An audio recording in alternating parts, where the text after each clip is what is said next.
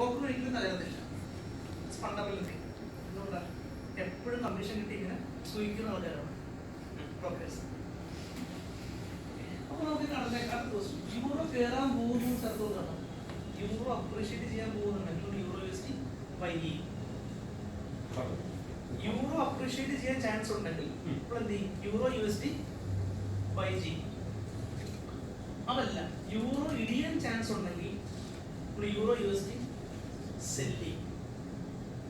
അപ്പൊ അതിലേക്ക് വരാം. ആർക്കെങ്കിലും ഈ സെല്ലിങ്ങും ബൈയിങ്ങും ഷോർട്ട് സെല്ലിങ്ങിലും കൺഫ്യൂഷൻ ആർക്കെങ്കിലും കൂടെ ഉണ്ടോ? വേണമെങ്കിൽ പറയാൻ ക്ലിയർ ചെയ്ത് തരാം. അതായത് trading is a market where we can benefit in both the ways. താഴെ നിൽക്കുമ്പോൾ ബൈ ചെയ്തിട്ട് ലാഭം ഉണ്ടാക്കുകയും മുകളിൽ ഷോർട്ട് സെല്ല് ചെയ്തിട്ട് താഴേക്ക് വരുമ്പോൾ ലാഭം ഉണ്ടാക്കാൻ പറ്റും. It is called two way market. രണ്ട് വഴിക്കും കാശ് ഉണ്ടാക്കാൻ പറ്റുന്ന ലോകത്തിലെ ഒരു ബിസിനസ്സേ ഉള്ളൂ. എന്ത്? പ്രോപ്പർ ട്രേഡിംഗ് അറിയുന്നവർക്ക്. ഷോർട്ട് സെല്ല് ചെയ്യുമ്പോൾ നമ്മുടെ സാധനം എല്ലാം ചെയ്യാൻ പറ്റും. ഷോർട്ട് നമുക്ക് ഉപയോഗിക്കുന്നത് സെല്ലല്ല ചെയ്യുന്നത് നമ്മൾ. Short selling. അതായത് നിങ്ങൾ ഇൻഫോസ് നിങ്ങൾ 500 രൂപ മേടിച്ചു, 600 എത്തി, 100 ലാഭം കിട്ടി. നിങ്ങൾക്ക് തോന്നുകയാണ് നിങ്ങൾ ആ ട്രാൻസാക്ഷൻ കഴിഞ്ഞു, ഇന്ന് ലാഭം എടുത്തു, നാളെ ഓപ്പൺ ആയത് പറ്റി ഇൻഫോസ് ഇടിയാൻ ചാൻസ് ഉണ്ടെന്ന് മനസ്സിലായി.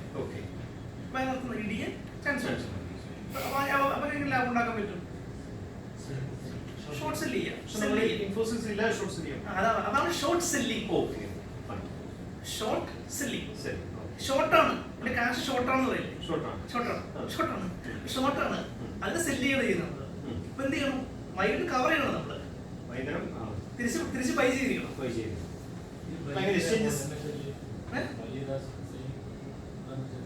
അത് നമ്മൾ ഇഷ്ടമുള്ളത്. ഇന്ന് ഞാൻ ബൈ ചെയ്തിട്ട് 1000 രൂപ ഉണ്ടാക്കി. നാളെ ഞാൻ സെല്ല് ചെയ്ത് വേറെ ക്വാണ്ടിറ്റി സെല്ല് ചെയ്യാമല്ലോ. ഒരു ബന്ധുവില്ല. സെയിം ഷെയർ വേണമെന്നില്ല. അതൊന്നും ആ ട്രാൻസാക്ഷൻ ലോക്കഡായി. ഞാൻ പറഞ്ഞത് ഒരു പൊസിഷൻ ഇല്ലാത്തതിന് സെല്ല് ചെയ്യുന്നതിനാണ് ഷോർട്ട് സെല്ലിംഗ്. മാർക്കറ്റ് സംഭവിക്കും നമ്മുടെ ഇല്ലാതെ ഷോർട്ട് സെല്ല് ചെയ്യാനായിട്ട്. എക്സ്ചേഞ്ചസ് അങ്ങനെയാണ് ചെയ്യുന്നില്ല. എല്ലാവരും ചെയ്യുന്നത്. വളരെ കുറച്ച് ചുരുക്കം പേര് ചെയ്യാവുന്നതേ ഉള്ളൂ. കാരണം എന്തുകൊണ്ടാണ് ഇങ്ങനെ ചിന്തിക്കും? ഒരു സ്റ്റോക്ക് ബൈ എടുത്തിട്ട് കയറാനുള്ള ചാൻസ് ഒരു ലിമിറ്റ് ഉണ്ടല്ലോ. നമ്മൾ ഷോർട്ട് ചെയ്തതിന്റെ കുഴപ്പം എന്താണ്? നമ്മളൊരു സ്റ്റോക്ക് നമ്മൾ ഷോർട്ട് ചെയ്തു, 100 രൂപ ഷോർട്ട് ചെയ്തു. ഒരു ഷോർട്ട് ചെയ്ത സ്റ്റോക്ക് കിട്ടാനുള്ള പോസിബിലിറ്റി എത്രയാണ്? 0 വരെയല്ലേ? ഒരു സെല്ല് നിങ്ങൾ 100 രൂപ ഷോർട്ട് ചെയ്തു, മാക്സിമം പ്രോബിലിറ്റി എന്തുണ്ട്? 0 എത്താം. 100 രൂപ ലാഭം കിട്ടി. ഓക്കെ, തിരിച്ച് കയറിപ്പോയാല അൺലിമിറ്റഡ് ആണ്. 100 തിരിച്ച് കയറിയിരിക്കട്ടെ, 200, 300, 500, 1000 എത്താലോ. അപ്പൊ നമ്മൾ ഷോർട്ട് എന്തായിരിക്കും? അൺലിമിറ്റഡ് ആയിരിക്കും. അല്ല, ഷോർട്ട് ചെയ്ത് പോസ്റ്റ് അടിച്ചു കയറിക്കൊണ്ടിരിക്കുകയല്ലേ? അത് പോസ്റ്റ് വന്നുകൊണ്ടേയിരിക്കില്ലേ? കിട്ടിയ പ്രോഫിറ്റ് എത്ര കിട്ടും നിങ്ങൾക്ക്? 0 വരെ വരുള്ളൂ. 100 രൂപ വിറ്റു, മാക്സിമം വരും. സ്റ്റോക്ക് തകർന്നു വരും, 0 വരും. കിട്ടാൻ 0 വരെ ഉള്ളൂ, 100 രൂപ ഉള്ളൂ. പക്ഷെ ആ സ്റ്റോക്ക് നല്ല വാർത്ത കയറിപ്പോയല്ല 100, 200, 300, 400 ആകാലോ. അതാണ് ഫണ്ടമെന്റലി അത് ലോജിക്കില്ലെന്ന് പറഞ്ഞത്. അതുകൊണ്ടാണ് മനസ്സിലായി. പക്ഷെ ട്രേഡേഴ്സ് അത് വിഷയമല്ല. നമ്മൾ നോക്കാൻ എന്താ ആ ഒരു ഓപ്പർച്യൂണിറ്റി വേണമെങ്കിൽ ട്രേഡ് ചെയ്യാം. എന്തുകൊണ്ടാണ്? മാർക്കറ്റ് ഫിയർ ആണ് എപ്പോഴും ഡോമിനേറ്റ്. 90% ഡോമിനേറ്റ് ഫിയർ ആണ്. അപ്പൊ നമ്മൾ ഷോർട്ട് സെല്ലിംഗ് പഠിച്ചിരിക്കണം മാർക്കറ്റിൽ. ഫോറക്സിനെ ഗുണമെന്ന് വെച്ച് കഴിഞ്ഞാൽ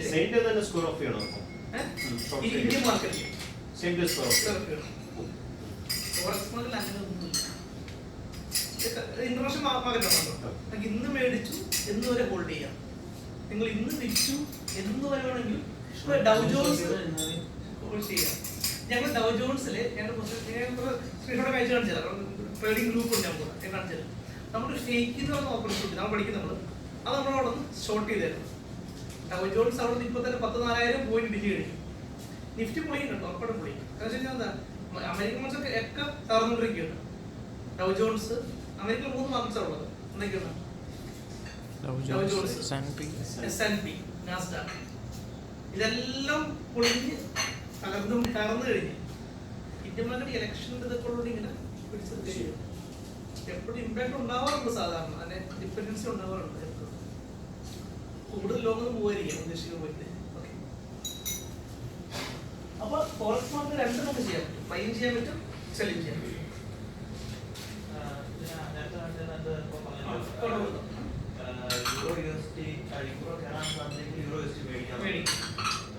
നേരെ പഠിച്ചത് യൂറോ ഇടിയാൻ ചാൻസ് ഉണ്ടെങ്കിൽ എന്ത് ചെയ്യണം? സെല്ല് ചെയ്യും. ഡോളർ ബൈ യൂറോ നമുക്ക് പേരില്ല. അപ്പോൾ ഇതിന് വെച്ചാൽ ചെയ്ത് വെച്ചാൽ മതി. സെല്ലിംഗ് ചെയ്യുന്നത് ഫോട്ടോ ലൈവ് ചാർട്ട് കാണും, അതൊക്കെ നമുക്ക് ക്ലാരിറ്റി